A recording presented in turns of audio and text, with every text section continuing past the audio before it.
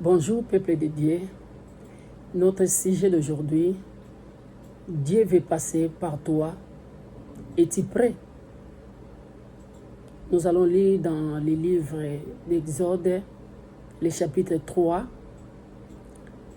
les versets 7 jusqu'à 11. Nous allons d'abord prier au nom de Jésus. Nous avons besoin de kumu, to pamboli, to commission Zambé. Merci Seigneur pour cette opportunité. Nous avons besoin de recevoir le kumu Zambé l'après-midi. Bible le bite lobana yo yaka pamba te sanki sala musana ngo. Tsekate lobana on Zambé kweya. Pe sala musana ngo avezonga na mboka na ngo Zambé. To bebi singu ya nyonso ya moyini ngai na loba tende yo loba Yesu. Ngana mona na te nkolo me yo mona na. Nzambe tsekate lobana yo ezwa place na kati ya mitema ya bato. Na se couvrir na makila na yo na libota na ngai. Na kombo na yo Yesu Christ. Nous avons ainsi prié. Amen.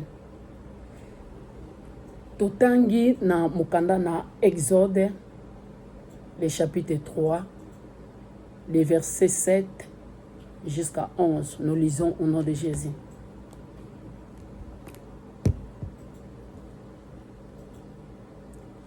L'Éternel dit, j'ai vu la souffrance de mon peuple qui est en Égypte. Et j'ai entendu les cris que lui font pousser ses oppresseurs, car je connais ses douleurs. Nous lisons les 8.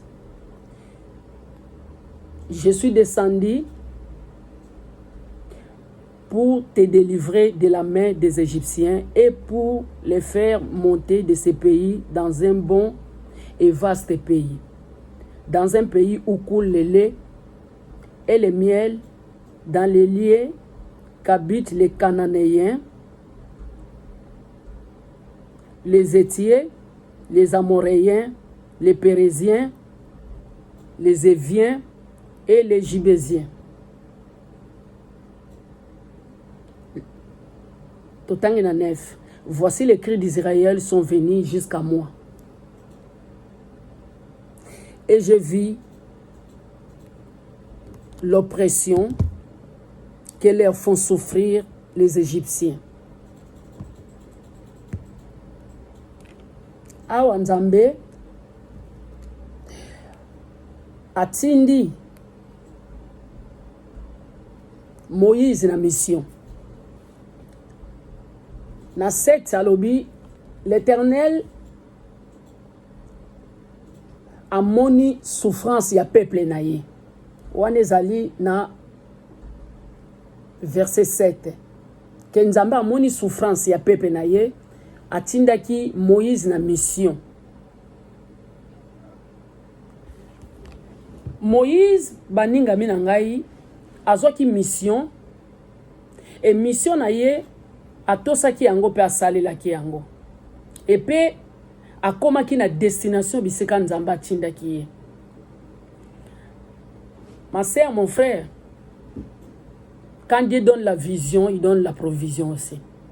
Nzambe soka zo tinda moto na mission akokisaka makambo nyonso. Ezalaka na mitungisi mission, ezalaka na batake parce que mboka yo zokende oyebi position nango te. Mais avec Dieu, la Bible dit que nous ferons des exploits. Il est écrit, il est au-dessus de toutes choses. Et lors moko te lembanaka, Nzambe akoyi ko lembana. Nzambe a utilisé ki Moïse apesa ki ye mission. Et mission wana Moïse aboka ki yango tamema ki yango tina suka. Tala Moïse soko bandi ko tanga ko banda na Exode na chapitre 1 au bandi verset na likolo nango wana tina se. Ndenge na ute ikolo ba 7 8 9 tina suka. Banda nano na 1 nano ma sœur mon frère. Soko tangi histoire mobimba. O mona Moïse. Oya ko mona na makamo Moïse abandaki ko sala va Nzambe abenga ye. Azali ko zo soin ya ba troupeau Moïse. c'est-à-dire nzamba ko tinda yo mission mais yo zo sala makambo susu mais ye moko ako orienter yo juste yo sala kaka volonté ya père. Ma sœur, mon frère, est-ce que ngana bino tozali prêt? Parce que nzambe atindi biso mission. Est-ce que mission wana tozo sala ngo toza prêt? Soko zala ki prêter et kozana mission nzambe. Ma sœur, mon frère, et sengeli yo sala ngo. Ne regarde pas les circonstances de ta vie. Kota la vie sociale na yote. Kota la makambo eza tout autour na yote. Ma sœur, mon frère, kota la difficulté na yote. Parce que tant Moïse nzamba pesa ki mission, atala ki makambo eza malgré tungi sa ki ye. Parce que yoko bana koloba nini liboso ya peuple wana nzambe oyo zo tinda ngai.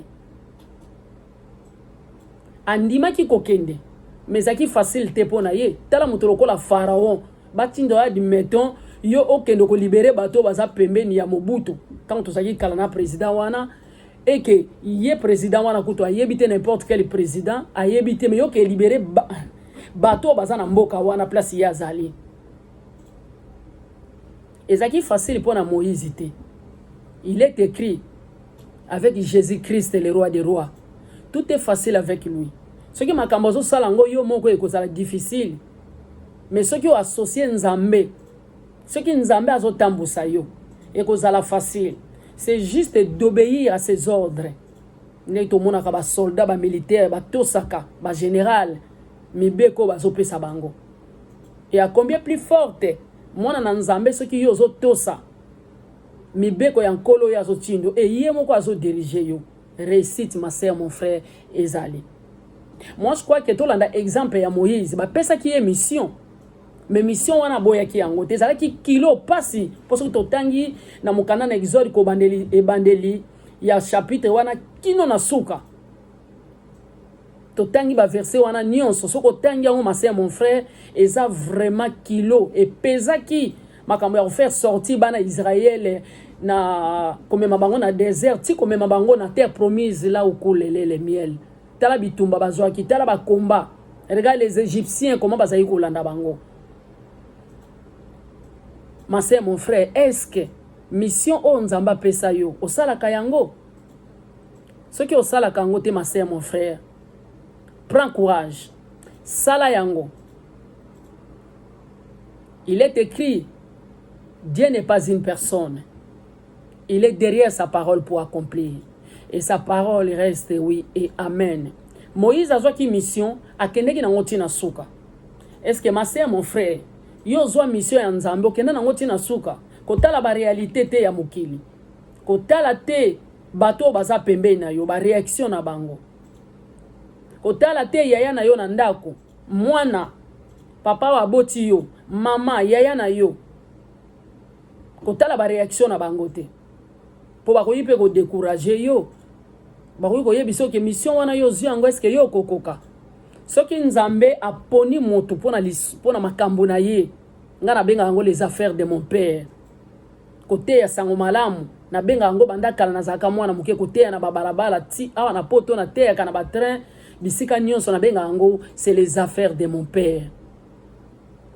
Soki nkola aponi yo okolemba te tu auras la joie du Saint-Esprit ya ko témoigner la grandeur de Dieu okosala mission ya nzambe na bopete. Parce que yo zo sepelisa nzambe ozo salango pour la gloire du Seigneur Jésus-Christ le roi des rois. Yao ma sœur, mon frère, es-tu prêt? Ce qu'on a prêté et qu'on a choisi yo yebi kenzamba pona yo pona kote ya sango malamu. Apona yo kote ya sango malamu par-ci par-là. Yemo kwa lobi allez partout dans le monde et faites tout le monde mes disciples. Alobi na mutu moko talobi na biso nyonso. Alobi allez partout dans le monde et faites tout le monde mes disciples.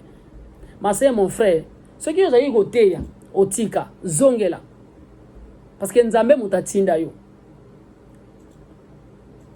Nzambe mutatinda yo. Bible lobi na biso na Psaume 103 et le verset 8. Alobi kolo alobi il est là en colère et riche en bonté, ma sœur, mon frère. To profitera na bonté en nzambe te asilika kapé hein nzamba silikaka soki ya siliki ezalaka terrible. Tout ça la volonté ya nzambe. Soko zali prêter ma sœur et koyebi ko na mission zala prêt. Jésus revient bientôt. Parce que toyebi mukolote, peut-être lelo, peut-être lobby, peut-être na butu à lelo. Opportunité o epesa mili biso. Peut-être tosaka na 3 heures du temps. Si manango peut-être fin du monde parce que yebani mukolote. Mes sœurs et frères, obéissons à Dieu. Toto sanzambe, to bangaye, to vivre via sanctification d'enye moko lingi, la crainte de Dieu, la sanctification et la prière. To vivre vie wana. Ce qu'on a prêté ma soeur, na mission nzamba pesa yo. Ce qu'on négligea pour na ba réalité, ya vie na yo, peut-être mukanda, peut-être ndako, peut-être côté finance, peut-être société, peut-être bandeko, entourage na yo. Ma sœur, mon frère, kolanda makambo wana te otobe wana to babenga kango spirituellement c'est des oppressions.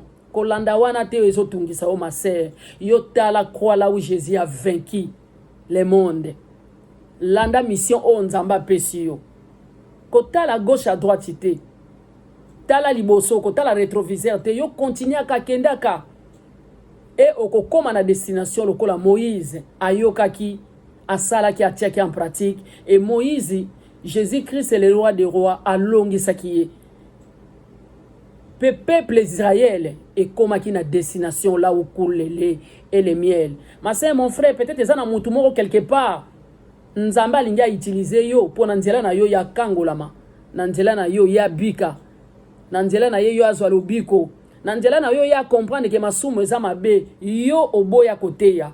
Yo oboya kosala mission nzambe. Ma sœur, mon frère, es-tu prêt? Ce qu'on a prêté, comment prêt parce qu'on a la mission en Zambé. Ce qui est au Salakango, et que au Tika na yo, au Zongela no le msumu masanga, au Kota na ona ba groupe oya via masumu, ma sœur, nazali ko inviter yo, Zongela musala nzambo banda yiko sala. Nzamba ko pambola yo mingi. Bénédiction en Zambé déjà libosé zali paiement. Vie autre zali nango en bonne santé. La joie du Saint-Esprit qu'on a, c'est la gloire de Dieu. Cause à la bonne santé, c'est une grande bénédiction. Bénédiction est à la rare en bon côté. Bénédiction est cause à la déjà en bonne santé. C'est grâce à Dieu. C'est une bénédiction. C'est la gloire du Seigneur. Oui, mbongo peut sa bénédiction. Mais tant que des choses en bonne santé, nous avons pambolo na ba catégorie ebele. Pour yo so la ye, oso sala volonté na ye. Azo ko épargner bana na yo na ba danger, azo battre la musala na yo. Il est écrit que c'est lui qui combat la guerre nocturne. Oh, yonanga toyebite. Nzamba bunde la kabiso. Parce que la guerre, c'est pour lui-même le roi des rois. Et la victoire, c'est à nous. Donc, ma sœur, mon frère, ceux qui ont prêté, zala prêt. Parce que nzamba zana posa utiliser yo. Ceux qui ont zala qui prêt, bana ko sale la ye. Et que, olongwa na groupe wana ma sœur zongela nkolo. Parce que ngana yo to zala juger, excusez-moi, sévèrement. Parce qu'après ça, yo mission. Yo boyaka kosala ngo o négligaka pona kolanda loyenge ya mokili o soki olandi yango ekomema yo na enfer parce que ça na mokolo moko to kozala juger. Il y aura la fin du monde. Jésus revient bientôt. Ma sœur, mon frère, yo o tika musala nzambe pona kolanda ba réalité passion yo zo mona obinga na sala nzambe te tala douleur tala passion na zo mona salela nzambe nzambe ayebi posa na yo. Continuez kota la simate. Kende lokola Moïse akendeki tina destination. Pona lelo tika ete nkolo apambola biso na suki awa tokosola susu na makambo susu prochainement. Bye bye.